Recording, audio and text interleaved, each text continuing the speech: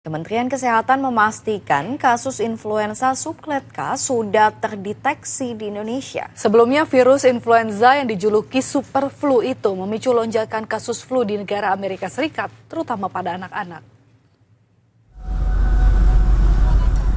Awal tahun tetap waspada dengan penyakit flu yang mengancam. Bukan cuma ancaman flu biasa, tapi super flu. Super flu adalah julukan untuk varian virus influenza AH3N2 strain mutasi subclade K yang penularannya cepat dan gejalanya bisa lebih lama dirasakan dari flu biasa. Kementerian Kesehatan memastikan virus ini ternyata sudah masuk ke Indonesia dan terdeteksi sejak Agustus 2025. Hingga Desember 2025 sudah ada 62 kasus yang tersebar di 8 provinsi. Dari 62 kasus, 40 kasus adalah pasien perempuan. Untuk usia, didominasi anak usia 1 hingga 10 tahun. Halo Sobat Infodong, selamat datang di channel yang nggak cuma kasih info, tapi juga ngajak kamu mikir kritis bareng. Kapan terakhir kali kamu menganggap flu itu sepele? Masuk angin, demam sedikit, minum obat, besok juga sembuh. Tapi sekarang ceritanya beda. Sebuah varian flu yang dijuluki super flu dilaporkan sudah menyebar di 8 provinsi di Indonesia. Bukan cuma orang dewasa, anak-anak justru jadi kelompok yang paling banyak terpapar. Demamnya tinggi, penularannya cepat, sekolah-sekolah mulai waspada, orang tua mulai panik, dan pertanyaannya bukan lagi ini flu biasa atau tidak, tapi seberapa serius ancaman ini? Apakah kita sedang menuju krisis kesehatan baru? Dan yang paling penting, apa yang bisa kita lakukan sekarang untuk melindungi keluarga? Tenang, seperti biasa di Infodong kita nggak mau panik, tapi juga nggak mau dibodohi rasa aman palsu. Kita bahas pelan-pelan, pakai data, dan pakai logika. Sobat Infodong, super flu itu apa sih sebenarnya? Pertama-tama, kita lurusin dulu satu hal penting. Super flu itu bukan nama medis resmi. Ini adalah istilah populer yang muncul di media dan masyarakat karena penularannya yang cepat dan kasusnya melonjak. Nama ilmiahnya adalah influenza AH3N2 subclade K. Buat kamu yang mikir, loh H3N2 kan virus lama. Betul, virus H3N2 sudah ada puluhan tahun. Bahkan jenis inilah yang menyebabkan pandemi flu Hong Kong tahun 1968. Tapi yang bikin beda sekarang adalah mutasi kecil yang terus terjadi, atau dalam istilah medis disebut antigenic drift. Virus influenza itu pintar, dia berubah sedikit demi sedikit cukup untuk mengelabui sistem imun, membuat antibodi lama kita jadi kurang efektif. Hasilnya, muncul versi baru bernama subclade K, dan inilah yang kini terdeteksi di Indonesia. Menurut data Kementerian Kesehatan hingga akhir Desember 2025, 62 kasus terkonfirmasi menyebar di 8 provinsi. Kasus terbanyak di Jawa Timur, Kalimantan Selatan, Jawa Barat. Yang bikin miris, mayoritas pasien adalah anak-anak dan perempuan. Ini bukan sekedar angka, ini sinyal bahwa penularan terjadi di sekolah, rumah, lingkungan padat aktivitas. Dan kalau kita lengah, jumlahnya bisa naik dengan cepat. Lalu pertanyaannya, seberapa bahaya superflu ini? Apakah superflu ini lebih mematikan? Jawaban jujurnya, sejauh ini tidak. WHO dan Kemenkes menegaskan, tidak ada bukti bahwa H3N2 subclade K menyebabkan penyakit lebih parah dibanding flu lain. Belum ada indikasi menuju pandemi seperti COVID-19.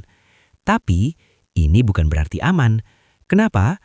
Karena masalah utamanya bukan tingkat kematian, tapi kecepatan penularan. Gejalanya memang mirip flu biasa, demam tinggi, batuk dan pilek, nyeri tenggorokan, sakit kepala, lemas luar biasa. Namun pada kelompok rentan ceritanya bisa berubah drastis. Ikatan Dokter Anak Indonesia atau IDAI memberi peringatan khusus. Anak dengan asma, penyakit jantung bawaan, gangguan paru, diabetes, sistem imun lemah, flu bisa berkembang jadi pneumonia, sesak napas, harus dirawat di rumah sakit. Dan disinilah kita harus belajar dari negara lain. Akhir 2025, Amerika Serikat mengalami lonjakan flu besar-besaran. Data CDC menunjukkan pasien rawat inap melonjak hampir 2 kali lipat hanya dalam 1 minggu. dari sekitar 9.900 menjadi lebih dari 19.000 pasien. Ribuan kematian mayoritas disebabkan H3N2. Jepang dan Kanada juga melaporkan tren serupa. Artinya apa? Virus ini mungkin tidak lebih ganas, tapi kalau menyebar masif, sistem kesehatan bisa kewalahan. Dan kita tahu, kalau rumah sakit penuh, pasien terlambat tertangani, tenaga medis kelelahan, dan penyakit lain ikut terdampak. Jadi, pertanyaannya bukan apakah virus ini mematikan, tapi apakah kita siap kalau kasusnya melonjak? Sobat Infodong, setelah memahami situasinya, panik tentu bukan jawaban. Pengetahuan dan tindakan nyata adalah solusinya. Kabar baiknya, kita tidak berdaya melawan virus ini. Ada langkah-langkah konkret dan efektif yang bisa kita ambil untuk membangun benteng pertahanan bagi keluarga. Mari kita pecah menjadi 4 pilar utama. Pilar pertama, vaksinasi garda terdepan kita. Ini adalah poin yang paling penting. Para ahli, mulai dari Kementerian Kesehatan, WHO hingga Ikatan Dokter Anak Indonesia atau IDAI, semuanya sepakat, vaksinasi influenza tahunan adalah kunci perlindungan. Anda mungkin bertanya, kalau virusnya terus bermutasi, apa vaksinnya masih manjur? Jawabannya ya. Vaksin influenza yang tersedia saat ini mungkin tidak 100% mencegah penularan, tetapi terbukti sangat efektif untuk mengurangi risiko gejala berat, mencegah komplikasi berbahaya, menekan angka rawat inap, dan yang paling vital, mencegah kematian. IDAI secara khusus merekomendasikan vaksinasi influenza untuk semua anak mulai usia 6 bulan. Mengingat kasus di Indonesia bisa terjadi sepanjang tahun, tidak ada kata terlambat untuk mendapatkan vaksin. Pilar kedua, benteng pertahanan pribadi atau PHBS. Pelajaran dari pandemi lalu jangan sampai kita lupakan. Perilaku hidup bersih dan sehat adalah senjata kita sehari-hari. Pertama, rajin cuci tangan pakai sabun setidaknya 20 detik. Ajarkan ini pada anak-anak sebagai ritual wajib, terutama setelah dari luar rumah, sebelum makan, dan setelah batuk atau bersin. Virus ini menyebar lewat droplet, dan tindakan sederhana ini sangat efektif memutus penularan. Ketiga, pakai masker. Jika Anda atau anggota keluarga merasa tidak enak badan, demam, batuk, pilek, memakai masker adalah tindakan tanggung jawab untuk melindungi orang lain. Saat berada di keramaian atau ruang tertutup, masker juga menjadi lapisan perlindungan ekstra. Pilar ketiga, perkuat imunitas dari dalam. Virus lebih mudah menyerang saat pertahanan tubuh kita lemah. Karena itu, memperkuat imunitas adalah investasi jangka panjang. Pastikan keluarga mendapat nutrisi seimbang, terutama dari buah dan sayur. Cukupi istirahat karena tidur adalah waktu tubuh memperbaiki diri. Pastikan juga kebutuhan cairan terpenuhi dan hindari menyentuh area wajah, yaitu mata, hidung, dan mulut, yang merupakan pintu masuk utama virus. Pilar keempat, kapan harus segera bertindak? Penting untuk tidak panik, tapi jangan juga meremehkan. Kenali tanda-tanda yang mengharuskan Anda segera mencari pertolongan medis.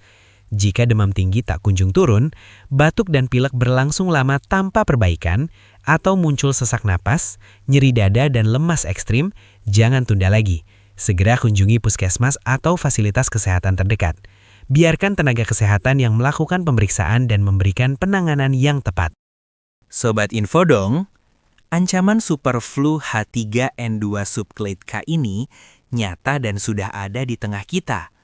Lonjakan kasus di berbagai negara menjadi sinyal peringatan yang tidak boleh kita abaikan. Meski tidak mengarah pada pandemi baru, potensinya untuk membebani sistem kesehatan sangatlah nyata. Namun kabar baiknya adalah kita memegang kendali. Kita tidak memulai dari nol. Kita punya pengetahuan, pengalaman, dan alat perlindungan yang efektif. Vaksinasi adalah perisai utama. Perilaku hidup bersih dan sehat adalah benteng harian, dan kesadaran untuk menjaga imunitas serta mengenali kapan harus bertindak adalah kunci keselamatan kita. Pesan terpentingnya adalah, jangan panik, tapi tetap waspada. Ancaman ini bisa kita kelola jika kita menghadapinya bersama-sama dengan persiapan yang tepat.